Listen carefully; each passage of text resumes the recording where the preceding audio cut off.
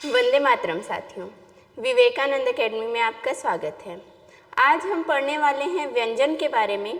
पिछली कक्षा में हमने इसी वर्णमाला के स्वर के बारे में पढ़ा था। स्वर किसे कहा जाता है, कितनी होती है इसकी संख्या और कितने भागों में इसको बांटा गया है, इसका वर्गीकरण क्या था।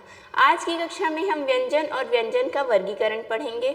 व्यंजन की संख्या कितनी होती है, कितने प्रकार के होते हैं, है ना। इसमें संयुक्त व्यंजन क्या होता है, अंतस्थ, उष्म, सारे विषयों पर आज चर्चा करेंगे। तो मैं आपसे निवेदन करती हूँ कि ये वीडियो पूरा देखिएगा और अगर किसी भी चीज़ में आपको डाउट हो तो कमेंट बॉक्स में ज़रूर लिखिएगा। चलिए आज की कक्षा शुरू करते हैं। व्यंजन का वर्गीकरण। सबसे पहले हम जान लेते हैं व्यंजन होता क्या है ना। व्यंजन किसे कहा जाता है। जब हमने स्वर की बात की तो स्वर ऐसे वर्ण होते हैं जिनका उच्चारण हम स्वतंत्र रूप से कर सकते हैं। उसके उच्चारण करने के लिए हमें किसी भी अन्य वर्ण की सहायता नहीं लेनी पड़ती है। लेकिन उसी के जगह हम अगर व्यंजन की बात करें तो व्यंजन जो होते हैं वो आश्रित होते हैं। स्वतंत्र रूप से हम इनका उच्चारण नहीं कर सकते। आप जब बोलोगे क, है ना, क का उच्चारण जब आप करोगे, क आपने कहा तो क लास्ट में आता है अ, ख कहा तो लास्ट में आया अ। कोई भी वर्ण आप बोलोगे तो लास्ट में, है ना, कोई भी व्यंजन वर्ण का उच्चारण करने पे लास्ट में अ का उच्चारण होता है और अ एक स्वर है। तो हम किसी भी व्यंजन का उच्चारण बिना स्वर की सहायता से नहीं कर सकते। अगर हम स्वर का उच्चारण नहीं करेंगे और बोलना चाहेंगे व्यंजनों को तो हम बिल्कुल नहीं बोल सकते, नहीं बोल पाएंगे। हम स्वर की सहायता के बिना किसी भी व्यंजन का उच्चारण नहीं कर पाएंगे। सिर्फ और सिर्फ हम लिख सकते हैं बिना स्वर की सहायता से। और बिना स्वर के हम कैसे लिखेंगे, क लिखे तो आधा क रहेगा वो, जब उसमें स्वर जुड़ेगा अ तब ये बन जाता है क। ऐसे ही अगर मैं लिखूं ग को तो ग आधा ग है। ये हलंत जब नीचे लगा है तो हम इसको आधा ग कहते हैं। आधा ग मैं बोल रही हूँ लेकिन ग जब बोल रही हूँ तो अ पूरा ही आ रहा है, उसमें अ का उच्चारण हो रहा है। तो हम आधे वर्णों को केवल लिख सकते हैं। जब उच्चारण करते हैं तो ग के साथ अ जुड़ जाता है और बन जाता है ग। तो व्यंजन ऐसे वर्ण होते हैं, व्यंजन ऐसे वर्ण होते हैं जिनका उच्चारण स्वरों की सहायता से किया जाता है। स्वरों की सहायता से किया जाता है, सहायता से किया जाता है।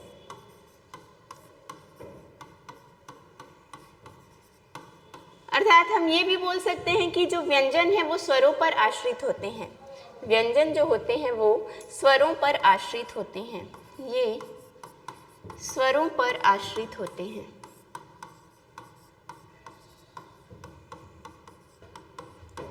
आश्रित होते हैं। एक्चुअल में व्यंजन ये आधा क है, इसके साथ जुड़ेगा अ तब बन जाएगा पूरा क। ऐसे ही हम लिखेंगे फ तो हलंत नीचे लगा रहेगा। ये स्वर रहित व्यंजन है। जब इसमें स्वर का योग हो जाएगा तो ये स्वर सहित व्यंजन पूरा व्यंजन बन जाएगा फ। तो ये हो गया व्यंजन किसे कहते हैं। हमने जान लिया कि व्यंजन जो है वो स्वरों की सहायता के बिना हम बोल नहीं सकते, सिर्फ और सिर्फ लिख सकते हैं। और लिखने पर अगर बिना स्वर के लिख रहे हैं तो हमको हलंत लगा के लिखना पड़ता है, जो कि होता है आधा, वो पूरा नहीं होता है। अब व्यंजन को हम देखते हैं, व्यंजन की संख्या कितनी होती है।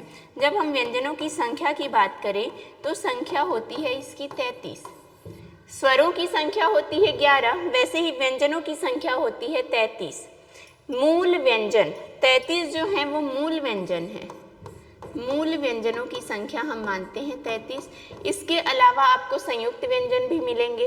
तो मूल व्यंजन कौन कौन से हैं, चलिए देखते हैं हम मूल व्यंजन के अंतर्गत कौन कौन से आते हैं। सबसे पहले आएगा क से शुरू होता है व्यंजन। ये तो आप लोगों को पता ही है, बचपन से हम पढ़ते आ रहे हैं। अ से लेकर ओ तक स्वर। अम और आहा को हमने कहा अयोगवाह। उसके बाद क से लेकर ज्ञ तक हम पढ़ते हैं व्यंजन के रूप में, लेकिन मूल व्यंजन में आता है क से लेकर ह तक। 33 व्यंजन है ना, देखेंगे क, ख, ग, घ, अंगा।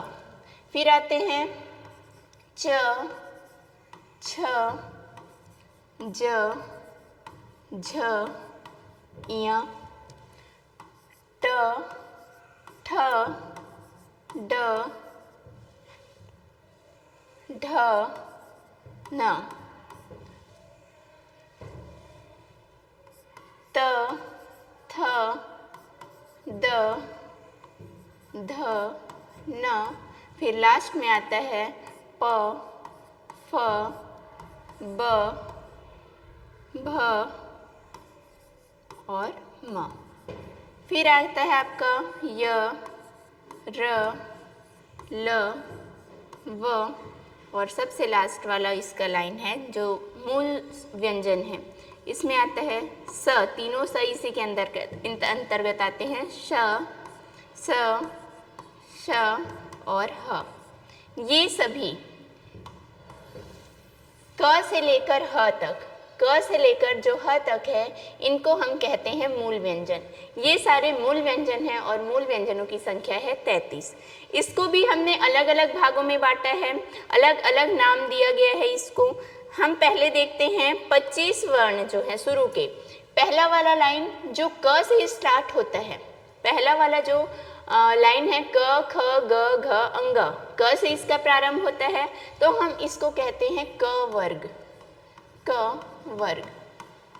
क वर्ग के बाद दूसरा जो लाइन है वो च से शुरू होता है, तो जिस वर्ण से प्रारंभ हो रहा है ना, जैसे क वाला क, ख, ग, घ, अंग क से शुरू हुआ तो हमने इस पूरे लाइन को कह दिया क वर्ग। दूसरे नंबर पे च से शुरू हो रहा है तो हम इसको कहते हैं च वर्ग। च वर्ग। तीसरा वाला जो लाइन है वो ट से शुरू होता है, ट से इसका प्रारंभ हो गया है, इसको हमने कहा ट वर्ग। फिर अगला त से स्टार्ट होता है, इसको हम कहते हैं त वर्ग। और लास्ट वाला जो है वो प से शुरू होता है, इसको हम कहते हैं प वर्ग।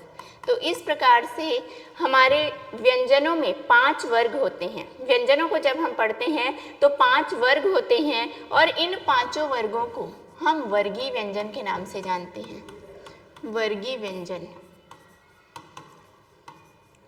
वर्गीय व्यंजन में 5 वर्ग है और हर वर्ग में 5-5 वर्ण पाए जा रहे हैं। तो अगर कुल संख्या देखिए वर्गीय व्यंजन की तो 5 पंचे होता है 25, तो वर्गीय व्यंजनों की संख्या हो जाती है 25। टोटल 25 वर्गीय व्यंजन है, 25 वर्गीय व्यंजन है। वर्गीय व्यंजन के बाद हम फिर नीचे आते हैं तो य, र, ल और व। 4 वर्ण हैं यहाँ पर, य, र, ल, व। इन्हें हम अंतस्थ व्यंजन के नाम से जानते हैं, अंतस्थ व्यंजन। और उसके बाद सबसे लास्ट में आता है श, स और ह, इसको हम कहते हैं ऊष्म व्यंजन। ऊष्म व्यंजन। चलिए अब अंतस्थ व्यंजन और ऊष्म व्यंजन क्यों कहा जा रहा है इसको, इस विषय पर हम चर्चा कर लेते हैं थोड़ा। अंतस्थ व्यंजन आप सभी बोल कर देखिएगा, वर्णों को हम तभी सीख पाएंगे कहाँ से उच्चारण हो रहा है, क्यों ऐसा नाम दिया गया है। तो इसका एक सिर्फ और सिर्फ एक उपाय है, आप वर्णों का उच्चारण करके देखिए, आपको फिर खुद समझ में आने लगेगा कि ये ऐसा नाम क्यों दिया गया है, इस वर्ग का क्यों नाम ऐसा रखा गया है। तो हर जो नाम दिया गया है ना, इसको वर्गीय व्यंजन कहा क्योंकि वो 5-5 में व्यवस्थित था। फिर य, र, ल और व को हमने अंतस्थ कहा, तो अंतस्थ की कहने के पीछे कोई ना कोई कारण तो होगा, रीजन होगा। अब हम देखते हैं उच्चारण करके, साथ में आप भी उच्चारण कीजिएगा, है ना। य, र, ल, व, य, र, ल, व। उच्चारण करके देखिए आप भी। जब हम इन वर्णों का उच्चारण करते हैं तो हमारा जो जीभ होता है ना, वो अंदर की तरफ जाता है। य, र, ल, व अंदर की तरफ खींचता है, हवा थोड़ी अंदर की ओर जाती है ना। जीभ हमारे मुंह के अंदर वाले भाग को स्पर्श करता है, अंदर की ओर मुड़ता है ऐसे, और हवा भी अंदर खींचती है, जिसकी वजह से हम इसको कहते हैं अंतस्थ व्यंजन। फिर हम बात करते हैं श, स और ह।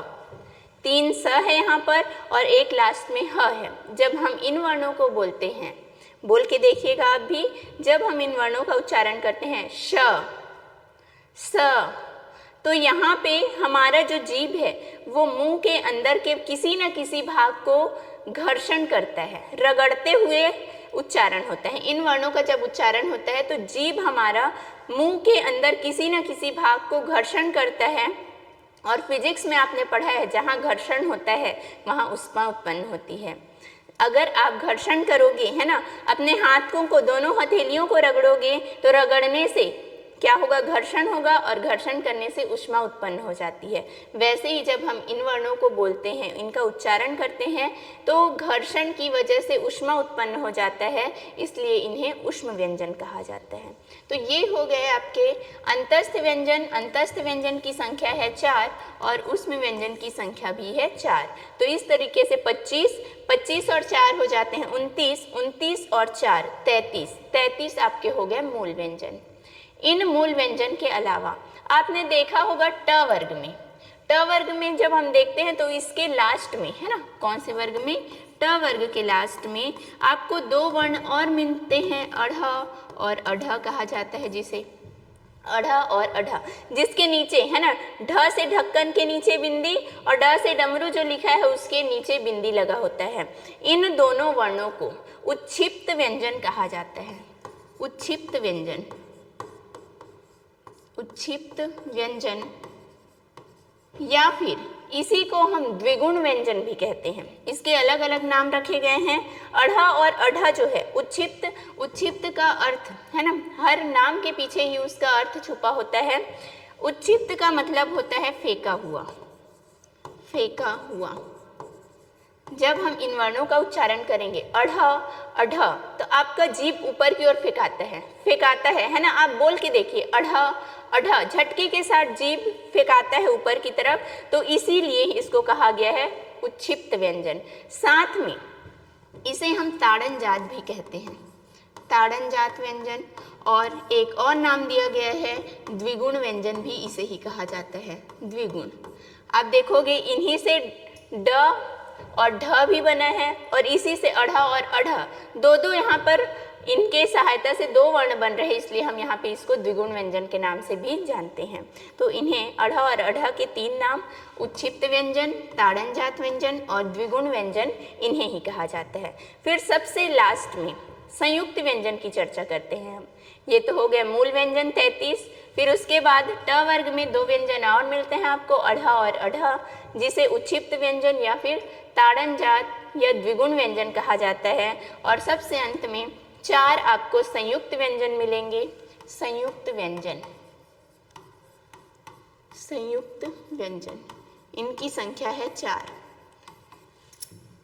छ, त्र, ज्ञ और लास्ट में आता है श्र। ये आपके 4 संयुक्त व्यंजन हैं। हमने सबसे पहले जाना व्यंजन क्या है। तो व्यंजन क्या है, इससे हमको पता चला कि ऐसे वर्ण जिनके उच्चारण में हमको स्वर की सहायता लेनी पड़ती है वो व्यंजन कहलाता है। अब संयुक्त व्यंजन किसको कहा जाएगा? संयुक्त मतलब होता है मिला हुआ, है ना। 2 व्यंजनों के मेल से जो व्यंजन बनेगा उसको हम कहते हैं संयुक्त व्यंजन। जहाँ पर 2 व्यंजन आपस में मिलकर कोई नया व्यंजन का निर्माण करे उसको कहेंगे संयुक्त व्यंजन। या फिर आप इसको इस तरीके से भी जान सकते हैं, जहाँ 2 व्यंजन और एक स्वर, 2 व्यंजन और एक स्वर मिलकर जिस वर्ण का निर्माण कर रहे हैं वो संयुक्त व्यंजन कहलाएगा, है ना। हम क्या बोल सकते हैं संयुक्त व्यंजन में, जब हम व्यंजन पढ़ते हैं व्यंजन तो उसमें एक तो व्यंजन था जैसे क और साथ में एक स्वर था, ये स्वर हो गया और ये व्यंजन हो गया। संयुक्त व्यंजन बोल रहे हैं तो व्यंजन एक से ज़्यादा रहेगा, 2 व्यंजन होंगे वहाँ पर, लेकिन स्वर तो होगा कि नहीं बताइए आप लोग ही। बिना स्वर के तो हम व्यंजन को लिख ही नहीं सकते, बोल ही नहीं सकते, उच्चारण कर ही नहीं सकते, तो स्वर तो साथ में रहेगा ही।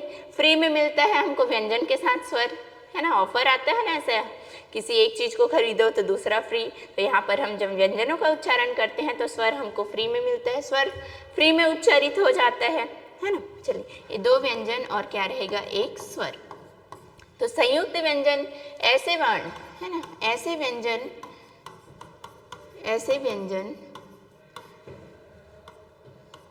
जिसमें 2 व्यंजन तथा एक स्वर हो उसे हम कहेंगे संयुक्त व्यंजन, है ना। या दो व्यंजनों और एक स्वर के मेल से बना हुआ व्यंजन कहलाता है संयुक्त व्यंजन। अब इसमें चार आए, छ, त्र, ज्ञ और श्र। इनका निर्माण कैसे हुआ है? इसमें सभी में आपको दो व्यंजन और एक स्वर मिलेंगे, लेकिन कौन कौन से व्यंजन हैं, किन से मिलकर ये बना हुआ है, ये जानना भी जरूरी है। चलिए इन्हें समझते हैं हम कि कैसे बना हुआ है ये। पहले नंबर पे आया है हमारा छ। छ का निर्माण होता है आधा क, उसके बाद षटकोण का स प्लस अ। दो व्यंजन हैं, क, आधा क और आधा श, और साथ में एक स्वर होगा अ। इन तीनों के मिलने से बनता है छ। फिर है त्र। त्र का निर्माण कैसे हुआ है? आधा त, आप जब त्र बोलोगे तो आपको दोनों ही वर्ण मिल जाते हैं, त्र, त और र। आधा त, फिर आएगा आधा र और उसके साथ में फ्री में आने वाला वर्ण स्वर अ रहेगा। फिर ज्ञ, हम इनको बोलचाल की भाषा में ज्ञ कहते हैं, लेकिन वास्तव में इसका साहित्यिक रूप में अगर देखें तो इसका उच्चारण जो है वो ज्य होता है। इसको ज्य कहना चाहिए, लेकिन हमने प्रचलन में क्या ला लिया है, ज्ञ। और ज्ञ जब बोलते हैं तो ऐसा लगता है कि ये ग और य से मिलकर बना होगा, जो कि गलत हो जाता है। तो हमको याद रखना है, इसको ज्ञ नहीं ज्य कहते हैं, ज्य। अब जब ज्य कहते हैं तो ये बना है आधा ज से, और उसके बाद भी य नहीं आएगा, इया आता है, ज्या, है ना। आधा ज, आधा इया और अ, इन तीनों वर्णों के मेल से बनता है ज्ञ। और लास्ट में आता है आपका श्र। श्र भी जब आप बोलोगे तो आपको स और र समझ में आ जाता है कि स और र से बना है, लेकिन स तो हमारे पास तीन है, बहुत सारी वैरायटी है स की, तीन प्रकार के स है हमारे वर्णमाला में, तो कौन सा स? तो आप ये ध्यान रखेंगे, जब हम श्र लिखते हैं तो ऊपर गोला रहता है, श्र लिखते हैं तो ऊपर ये गोला बनता है। तो आप बताइए कौन से स में ऊपर की ओर, ऊपर की तरफ गोला रहता है? षटकोण वाला स, शक्कर वाला स कि सरोता वाला स? तो सिर्फ हमारा शक्कर वाला स है जिसमें ऊपर ऐसा गोला रहता है। तो इस गोले से आप याद रखेंगे कि यहाँ पर कौन सा स आएगा, शक्कर वाला स। ये भी रहेगा आधा और र रहेगा आधा प्लस अ। तो इस प्रकार से इन वर्णों का निर्माण हुआ है, जिन्हें हम संयुक्त वर्ण कहते हैं। इसको हम एक तरीके से और लिख सकते हैं। दूसरा तरीका क्या है लिखने का? जब हम आधा श और अ को मिला दे तो बन जाता है पूरा श, है ना। एक तो है आधा क, और आधा क तो वैसे ही रहेगा क्योंकि उसके साथ कोई स्वर नहीं है, पर हम आधा श और अ को मिलाकर लिख सकते हैं पूरा श। तो छ का निर्माण आधा क और स से भी मान सकते हैं हम। दोनों एक ही तरीके है, बस हमने इन दोनों को अब मिलाकर लिख दिया साथ में। वैसे ही त्र के लिए देखें तो हम लिख सकते हैं आधा त और पूरा र। ज्ञ के लिए लिख सकते हैं आधा ज प्लस इया, और फिर लास्ट में श्र है तो श्र के लिए लिखेंगे आधा श और पूरा र। तो इस तरीके से संयुक्त व्यंजनों का निर्माण हुआ है। हम बात करते हैं, एक वर्ण है द्य। इस वर्ण को हम द्य कहते हैं। हम जब विद्यालय लिखते हैं, विद्यालय, तो इस तरीके से विद्यालय लिखते हैं। दूसरा आपको कहीं कहीं पर ऐसा भी लिखा मिलेगा विद्यालय। दोनों ही सही हैं आपके, आपका ये वाला विद्यालय भी सही है और ये वाला विद्यालय भी सही है। यहाँ पे जब हमने द्या लिखा तो उसमें द और य को जोड़ कर लिखा, यहाँ पर दोनों को अलग अलग लिख दिया। तो आपके मन में ये विचार आ भी सकता है कि ये जो द्य है क्या ये भी संयुक्त व्यंजन है, क्योंकि ये भी तो दो व्यंजनों के मिलने से बन रहा है। कौन कौन सा व्यंजन है? आधा द और य। आधा द और य के मिलने से बनता है द्य। तो क्या हम इसको संयुक्त व्यंजन कह सकते हैं? तो नहीं कह सकते। ठीक है, इसका आंसर क्या होगा? हम इसे संयुक्त व्यंजन नहीं कह सकते। संयुक्त व्यंजन सिर्फ और सिर्फ ये चार है, जिसको हम इसी तरीके से ही लिख सकते हैं। इसके लिए कोई दूसरा ऑप्शन नहीं है इसको लिखने के लिए। छ हम ऐसे ही लिखेंगे, त्र ऐसे ही लिखेंगे। जब आप कोई शब्द लिखते हो, शब्द में आपको छ जैसे कि लिखने के लिए आ गया क्षत्रिय, तो आप क्षत्रिय ऐसे ही लिखेंगे ना, क्षत्रिय। या कहीं पे आपने देखा है ऐसा लिखा हुआ, छ आधा क से मिलकर बना है तो आधा क श त्रि य, ऐसा लिखा क्या आपने देखा है कभी? नहीं देखा है, क्योंकि ऐसा लिखा ही नहीं जाता। सिर्फ और सिर्फ छ को लिखने का यही तरीका है, हम ऐसे ही लिख सकते हैं। पर जब आपको वर्ण विच्छेद करने बोले तो क और श से मिलकर बना हुआ है तो ऐसे बताओगे, लेकिन किसी भी शब्द में लिखते समय आधा क और श का प्रयोग नहीं करेंगे। वैसे ही त्र के लिए आधा त और र नहीं लिख सकते, ज्ञ के लिए आधा ज और य नहीं लिखा जाता, श्र के लिए आधा श और र नहीं लिख सकते, है ना। पर हम द्य के लिए दोनों का प्रयोग कर सकते हैं। हम द्य ऐसे भी लिख सकते हैं, हम द्य ऐसे भी लिख सकते हैं, मतलब दोनों ऑप्शन है हमारे पास इसको लिखने के लिए। जहाँ पर आपको किसी भी वर्ण को लिखने के लिए दो ऑप्शन मिल गए वो संयुक्त वर्ण नहीं होगा, द्य आपका संयुक्त वर्ण नहीं होगा। जिसको केवल और केवल एक तरीके से लिखा जा सकता है, संयुक्त रूप में ही लिखा जा सकता है, इसको अलग करके नहीं लिखा जा सकता, उसे ही संयुक्त व्यंजन कहते हैं।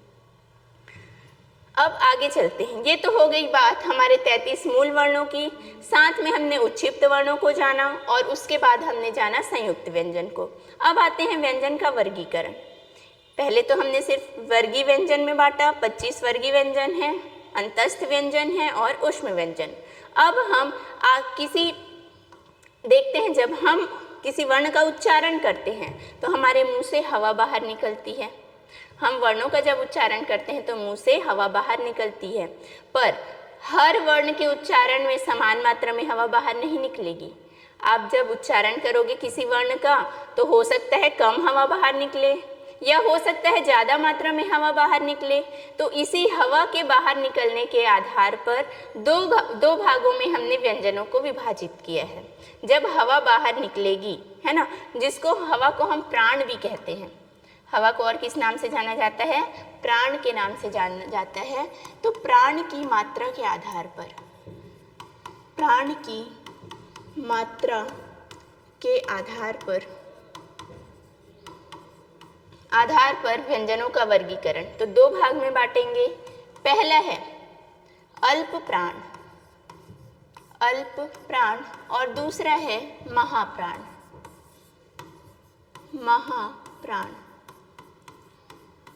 अल्प प्राण और महाप्राण। अल्प का अर्थ क्या होता है, कम, और महा का मतलब होता है अधिक, बहुत ज़्यादा, अधिक, और प्राण का अर्थ है हवा। तो ऐसे वर्ण जिनके उच्चारण में, है ना, यहाँ पे हम लिख सकते हैं ऐसे वर्ण या ऐसे व्यंजन जिनके उच्चारण में, आप बोल के देखिएगा भाई, मैं बार बार आप लोग से कह रही हूँ, जब तक आप बोल के देखेंगे नहीं आपको समझ में नहीं आएगा।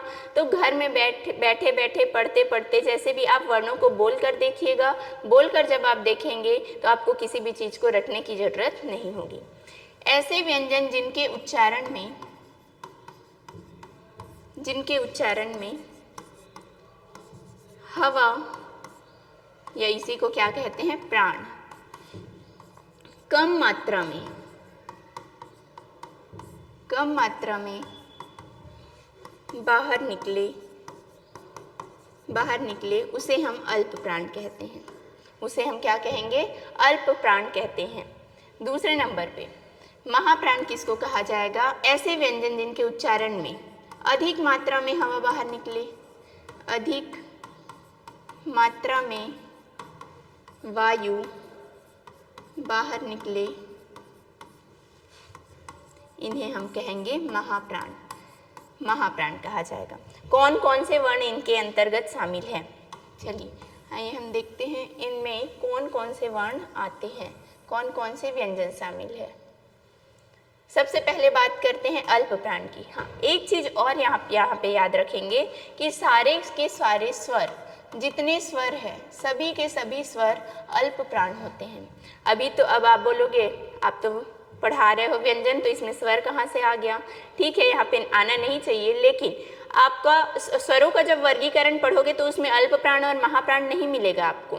पर कभी कभी क्वेश्चन पूछ लिया जाता है, पूछा भी गया है कि स्वर जो है वो अल्प प्राण है कि महाप्राण है, तो सारे के सारे स्वर जो है वो अल्प प्राण के अंतर्गत आते हैं। अब व्यंजन कौन कौन से इसके अंतर्गत आएंगे, तो व्यंजनों को देख लेते हैं। हमने वर्गीय व्यंजन पढ़ा, 5 वर्ग था, क वर्ग, च वर्ग, ट वर्ग, त वर्ग और प वर्ग। हम इसको शॉर्ट में याद करने के लिए बोल देते हैं कचट तप। उसको याद कर लिए, शुरू वाला क च ट त प, है ना, कचट तप। तो हर वर्ग का पहला, तीसरा और पांचवा वर्ण, हर वर्ग का, प्रत्येक वर्ग का, 5 वर्ग है जिसमें से प्रत्येक वर्ग का पहला, तीसरा और पांचवा वर्ण, पहला, तीसरा और पांचवा वर्ण किसके अंतर्गत आएगा? अल्प प्राण के अंतर्गत। जैसे हम क वर्ग की बात करें तो पहला वर्ण आता है, देखो क वर्ग में कौन सा आएगा? पहला तो आएगा क, फिर ख दूसरा है, तीसरा है ग और उसके बाद पांचवा है अंगा। क, ग और अंगा। ऐसे ही हर वर्ग का पहला, तीसरा और पांचवा वर्ण किसके अंतर्गत आएगा? अल्प प्राण के अंतर्गत आता है। तो इसके लिए आप याद रखेंगे 135। 135 क्या है? अल्प प्राण है। इसके अलावा जो अंतस्थ व्यंजन और ऊष्म व्यंजन है, ये भी तो व्यंजन है, उसमें से अंतस्थ व्यंजन जो है वो अल्प प्राण के अंतर्गत आते हैं। अंतस्थ व्यंजन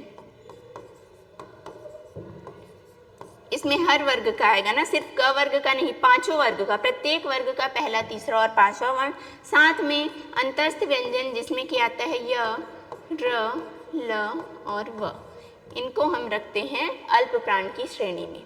अब बात करते हैं महाप्राण की। महाप्राण के अंतर्गत पहला, तीसरा और पांचवा तो इसमें आ गया, अब बचा कौन? सिर्फ दूसरा और चौथा। तो प्रत्येक वर्ग का दूसरा तथा चौथा वर्ण, दूसरा और चौथा वर्ण किसके अंतर्गत आएगा? आपका महाप्राण के अंतर्गत आएगा। दूसरा वर्ण, जैसे क वर्ग का ही एग्जाम्पल लेते हैं यहाँ पे हम, क वर्ग का। तो क वर्ग में पहला क था, दूसरा ख, फिर ग, घ। तो ख और घ किस में आएंगे? महाप्राण के अंतर्गत। साथ में जितने भी ऊष्म व्यंजन हैं, ऊष्म व्यंजन ये भी आते हैं महाप्राण के अंतर्गत। महाप्राण में आएंगे ऊष्म व्यंजन श, स, षटकोण वाला स, फिर आएगा सरोता वाला श और लास्ट में आता है ह। ये है आपके महाप्राण। इस प्रकार से अल्प प्राण और महाप्राण में हमने देखा, अल्प प्राण में आया 135 वर्ग का पहला, तीसरा और पांचवा वर्ण, साथ में आता है अंतस्थ व्यंजन। उसके साथ साथ आपका महाप्राण के अंतर्गत आता है 24 मतलब दूसरा और चौथा वर्ण, और उसके साथ उसमें व्यंजन आते हैं। हम व्यंजनों का अगला वर्गीकरण देखते हैं और अगले वर्गीकरण का आधार होगा स्वर तंत्र में कंपन के आधार पर।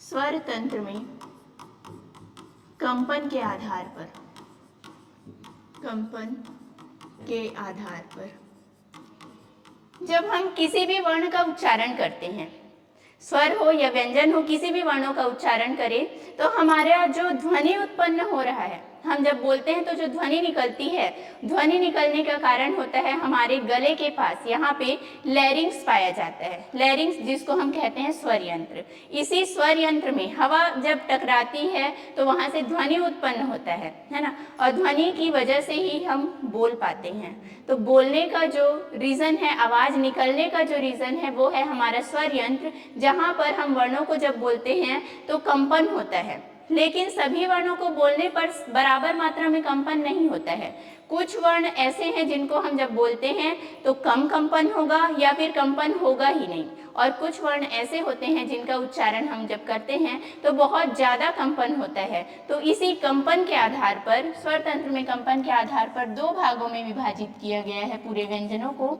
पहला आता है सघोष, सघोष वर्ण, और दूसरे नंबर पे आता है अघोष वर्ण, अघोष वर्ण। ठीक है। घोष का मतलब होता है ध्वनि, घोष का मतलब होता है आवाज या ध्वनि। जब हम किसी वर्ण का उच्चारण करें, है ना, जब हम किसी वर्ण का उच्चारण करेंगे तो कंपन ज़्यादा होगा तो ध्वनि भी तेज आता है, कंपन ज़्यादा होगा तो ध्वनि भी तेज आता है। जब किसी वर्ण का उच्चारण करेंगे तो बहुत ज़्यादा मात्रा में कंपन हो, है ना। किसी वर्ण का उच्चारण करने पर बहुत ज़्यादा मात्रा में जब कंपन होता है, कंपन के साथ ध्वनि उत्पन्न होता है, तो हम उसको कहते हैं, स का अर्थ होता है सहित, है ना, स मीन्स होगा सहित, कंपन के साथ ध्वनि, या फिर यहाँ पर हम इसको बोल सकते हैं कंपन। कंपन के साथ उच्चारित होने वाले वर्णों को हम कहेंगे सघोष वर्ण, और जिसमें कंपन नहीं होगा, अ का मतलब होता है नहीं, अ का मतलब होता है कंपन, ऐसे वर्ण जिनका उच्चारण करते समय कंपन ना हो या ना के बराबर हो तो उसको हम कहते हैं अघोष वर्ण। यहाँ हम इसको लिख सकते हैं, क्या लिखेंगे, देखिए, ऐसे व्यंजन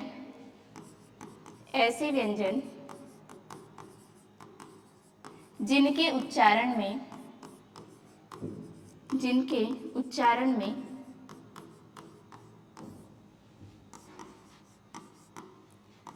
स्वर तंत्र या स्वर यंत्र में कंपन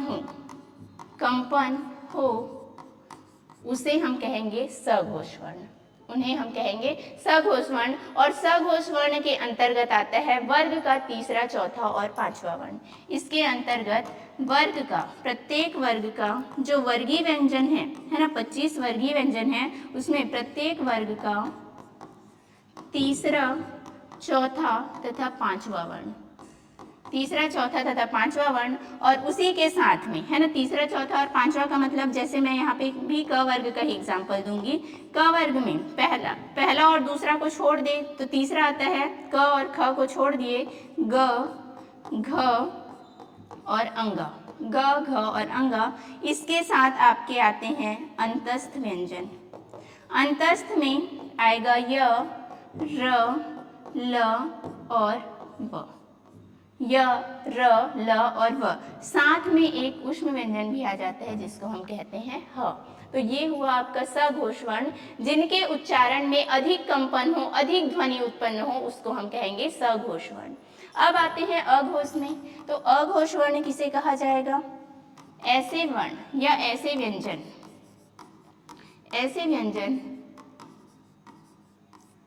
जिनके उच्चारण में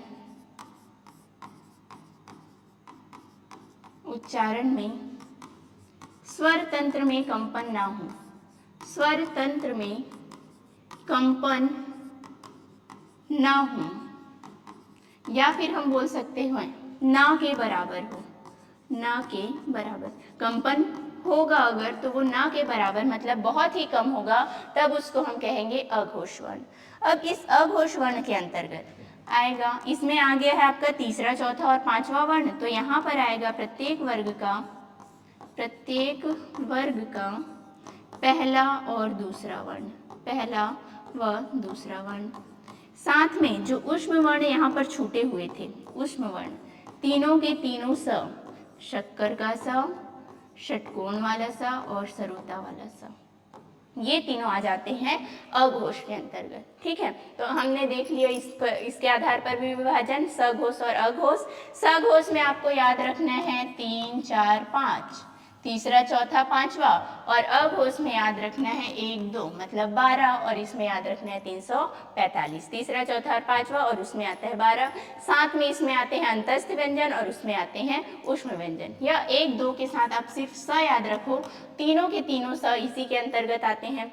इसके साथ साथ जितने भी स्वर हैं हमारे 11 के 11 स्वर, 11 के 11 जो स्वर है वो भी सघोष के अंतर्गत आते हैं।